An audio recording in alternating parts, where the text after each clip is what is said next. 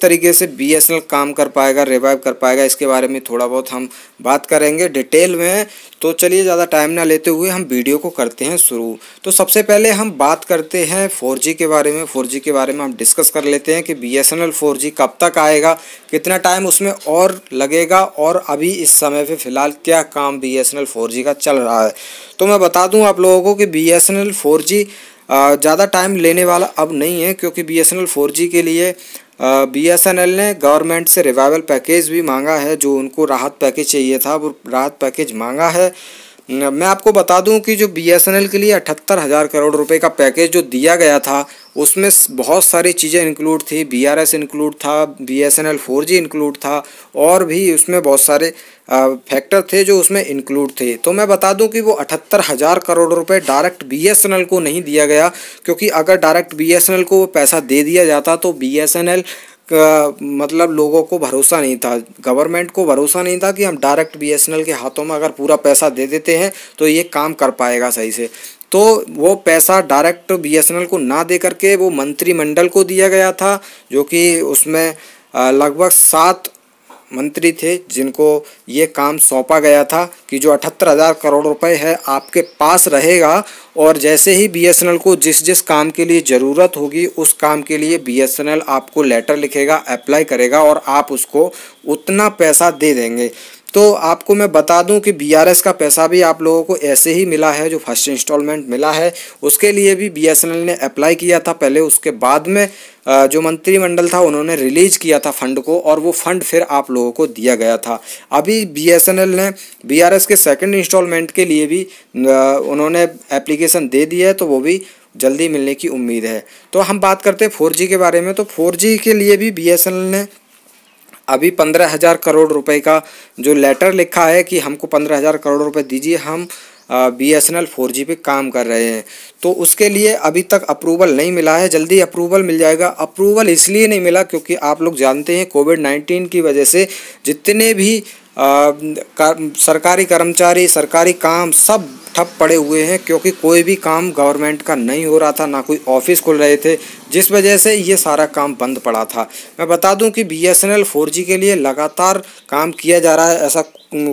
ऐसी कोई बात नहीं है जैसे कि अगर कोविड-19 हुआ तो उसके लिए बीएसएनएल 4G ठप पड़ा था, कोई काम नहीं कर रहा था। तो बीएसएनएल 4G के लिए लगातार काम किया जा रहा था, क्योंकि जो ऐसे काम कोई थे जैसे घर पे रह कर के किए जा सकते हैं या फिर ऑनलाइन कोई काम किए जा सकते हैं, तो वो काम सारे किए जा रहे थे।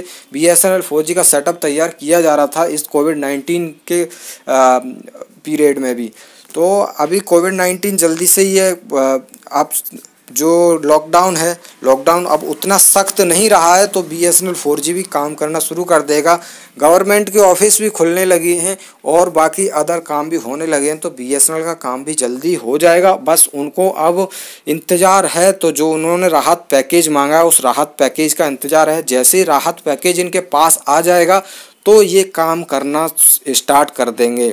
मैं बता दूं कि बीएसएनएल 4G के लिए सबसे ज़्यादा जो परेशान है बीएसएनएल के यूज़र परेशान है, जो इसके लॉयल यूज़र हैं, जो बीएसएनएल को छोड़कर नहीं जाना चाहते हैं, वो लोग बहुत ज़्यादा परेशान हैं, क्योंकि उन लोगों की स्पीड नहीं आती और उनको काम जो करना होता है वो काम टाइम से नहीं हो पाता।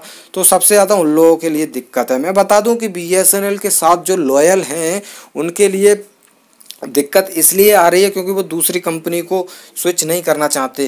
वो बीएसएनएल के ऊपर ही हैं कि बीएसएनएल एक दिन अच्छी स्थिति में आएगा और अच्छी स्पीड दे पाएगा। ऐसे बहुत सारे लोग हैं।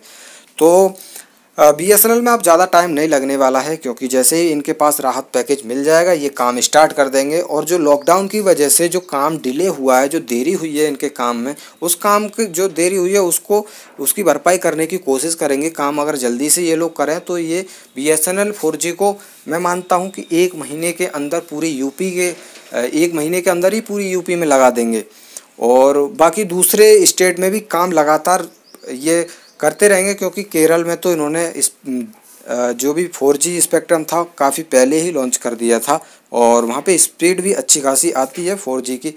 तो बीएसएनएल 4G जल्दी ही लग जाएगा। और बाकी अब हम इसमें बात करें बीएसएनएल और एमटीएनएल के मर्जर के बारे में, तो बीएसएनएल और एमटीएनएल के मर्जर का काम मैं बता दूं इस समय पे स्थगित है। मतलब इंटरनल काम किया जा रहा है। जो मेन काम है कि एकदम से उसको जोड़ दिया जाए, वो अभी काम नहीं हो रहा है, क्योंकि जो कोविड-19 की वजह से तो लेट हुआ ही था, लेकिन इनका मेन मकसद था कि हम जो है पहले इनको जो हमने एम्प्लॉय रिटायर किए हैं उनको बीआरएस दे दें। तो अभी फर्स्ट इंस्टॉलमेंट ही बीआरएस का दिया गया है। जब तक सेकंड इंस्टॉलमेंट बीआरएस का नहीं दिया जाएगा तब तक बीएसएनएल और एमटीएनएल मर्ज नहीं होंगे, क्योंकि जो भी इंटरनल उनके काम होते हैं, फाइल्स वगैरह, डाटा का पूरा एनालिसिस करना, वो जब तक नहीं होगा जब तक कोविड-19 की वजह से जो डिले हुआ है और जिनके एम्प्लॉयज़ जो हैं जब तक बीआरएस इनको नहीं मिल जाता है, तो बीआरएस अब तक इनको जो दे दिया गया होता अगर ये कोविड-19 की वजह से लेट नहीं हुआ होता तो कोरोना वायरस की वजह से काफ़ी ज़्यादा डिले हुआ है। गवर्नमेंट का हर काम डिले हुआ है, यही नहीं बहुत सारे काम डिले हुए हैं और काफ़ी नुकसान भी हुआ है गवर्नमेंट को।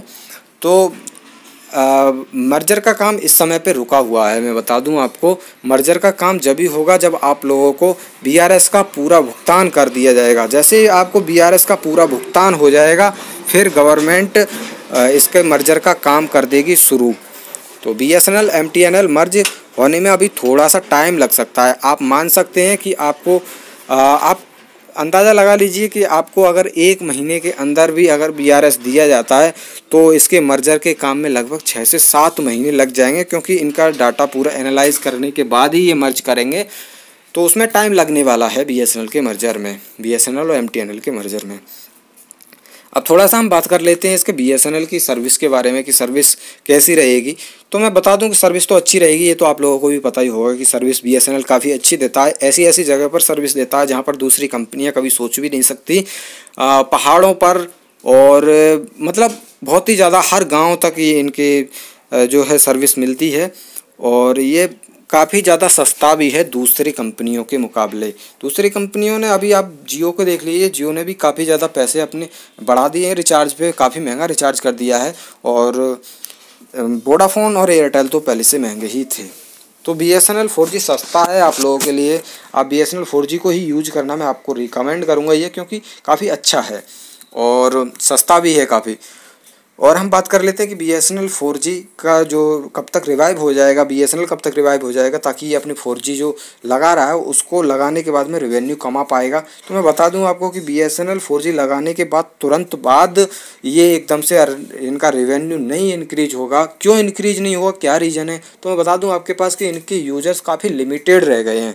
जो इनके मोस्ट ऑफ यूजर्स थे वो इनको छोड़ के दूसरी कंपनियों पर स्विच कर गए हैं, क्योंकि इनकी स्पीड नहीं आती थी तो वो इनसे परेशान हो गए बीएसएनएल से और फिर वो दूसरी कंपनियों पे स्विच कर गए। जब तक वो यूज़र वापस नहीं आएंगे इनके, तब तक बीएसएनएल 4G भी रेवेन्यू नहीं कमा पाएगा, क्योंकि जैसे ही इनके पास में यूज़र है ही नहीं तो दूसरे यूज़र में लाने में टाइम लगेगा। जब तक जैसे ही लोगों को पता चलेगा कि बीएसएनएल 4G आ चुका है, बीएसएनएल 4G सस्ता दे रहा है, तब कहीं यूज़र आएंगे दूसरी कंपनियों से। जब वो इरिटेट हो जाएंगे तब, जब तक दूसरी कंपनियां भी उनको अच्छी लगेंगी, अच्छी स्पीड आएगी, अच्छे आप कह सकते हैं उनको सस्ता मिलेगा या फिर उनको ऑफर्स वगैरह देती रहेंगी, तब तक आना मुश्किल है।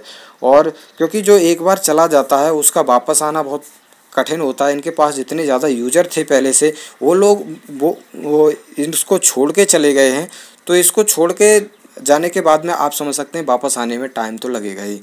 तो उनके वापस आने के बाद में इनका जब आप मान सकते हैं कि इनका जो यूज़र है, यूज़र बेस जब तक नहीं बनेगा तब तक बीएसएनएल 4G भी अपना झंडा नहीं गाड़ पाएगा, क्योंकि बीएसएनएल 4G लाने का मतलब है इनका स्पीड और इनके रेवेन्यू को बढ़ाने का इनका मकसद है। तो जैसे ही इनके पास यूज़र आएंगे तभी मकसद इनका पूरा हो पाएगा। अभी आप देख रहे हैं कि 5G की भी चर्चा की जा रही है, तो 5G अगर बीएसएनएल को ही मिलता है, बीएसएनएल टाइम पे 5G ले लेता तब तो बीएसएनएल चलेगा। और अगर बीएसएनएल ने इसमें भी डिले कर दिया, गवर्नमेंट ने इनको नहीं दिया और किसी दूसरे ऑपरेटर को दे दिया, जैसे जियो को, एयरटेल या वोडाफोन को, इनमें से किसी को दे दिया, तो फिर वही बादशाह फिर से बन जाएगा इस फील्ड का। कभी बादशाह बीएसएनएल भी हुआ करता था, क्योंकि उस समय पे बीएसएनएल सबसे सस्ता, सबसे अच्छा और काफ़ी ज़्यादा रिलायबल था लोगों के लिए। तो बीएसएनएल के आप मान सकते हैं अब ज़्यादा टाइम नहीं लगेगा, जल्दी ही सुधर जाएगा। तो बाकी आगे जैसे न्यूज़ कोई आती रहती है तो मैं आप लोगों को बताने की कोशिश करता रहता हूँ। इस पे हर वीडियो को अपलोड करता हूँ, कोई भी न्यूज़ हो छोटी बड़ी। तो उसके लिए आप मेरे चैनल को सब्सक्राइब कर लीजिए, क्योंकि बीएसएनएल के हर अपडेट से आपको अपडेट रहना बहुत ज़रूरी है कि बीएसएनएल में इस समय पे क्या चल रहा है। तो आप लोग चैनल को सब्सक्राइब कर लेना, बेल आइकन को दबाकर नोटिफिकेशन ऑन कर लेना, ताकि कोई भी वीडियो आप लोगों से मिस नहीं होनी चाहिए। टेक केयर, बाय बाय, मिलते हैं अगले वीडियो में।